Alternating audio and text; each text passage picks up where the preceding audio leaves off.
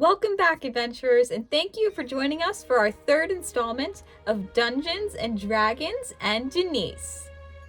So, you want to run a Dungeons and Dragons campaign, but you might be asking yourself, what's the first step I should take?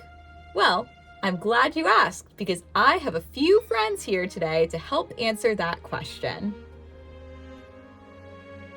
So, we're planning a D&D campaign. What's step one? Well, unfortunately, there's not just one perfect answer to that question. Depending on the type of person you are or how your brain works, there are a variety of different ways you can get started with planning your Dungeons and Dragons campaign. Personally, my step one is to get a journal. It can be as fancy or as plain as you'd like, as long as it's something you can carry around in your bag with you every day. Anytime an idea pops into your head, write it down immediately. I know that whenever I get my best ideas, if I don't write them down, I risk losing them in the tethers of my mind forever. So if that sounds relatable to you, maybe you should consider getting a little journal of your own to store all your thoughts. Now, I mentioned before that I have phoned a few friends of mine to weigh in on this topic.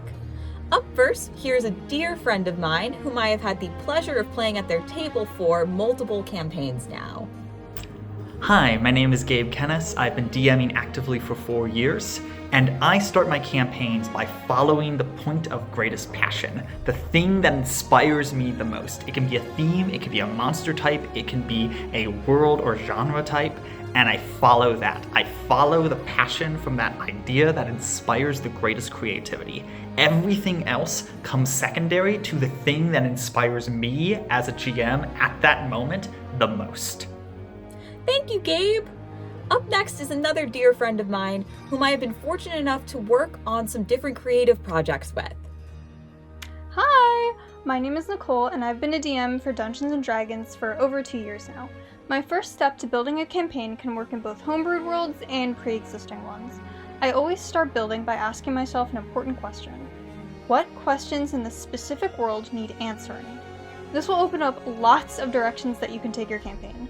And once you've found a couple answers to those questions, you can even weave them together. Really think about how each affects the other, and in no time at all, you'll have a lot of interesting threads for your players to follow. Thank you, Nichole! And finally, here are some words of advice for getting started from the official Dungeons & Dragons YouTube channel.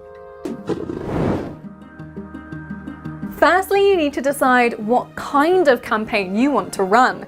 D&D has tons of ready-to-play adventures that you can get, which have twisting stories and thrilling combat already created for you, such as the gothic vampire adventure Curse of Strahd, or the frozen quests of Icewind Dale, Rime of the Frost Maiden. As the Dungeon Master, or DM, all you need to do is open the book and get to know the world. You can also create your own adventure inspired by your favorite TV shows and comics, or pull something straight out of your imagination. And there are 1,000,001 more ways you can get started with your D&D campaign too. Hopefully, some of the advice we've shared today has sparked some inspiration in you. I also hope this channel may help both new and seasoned adventurers out there. This channel started as a final project for my YouTube content and culture class, but it has grown into something I have truly enjoyed working on.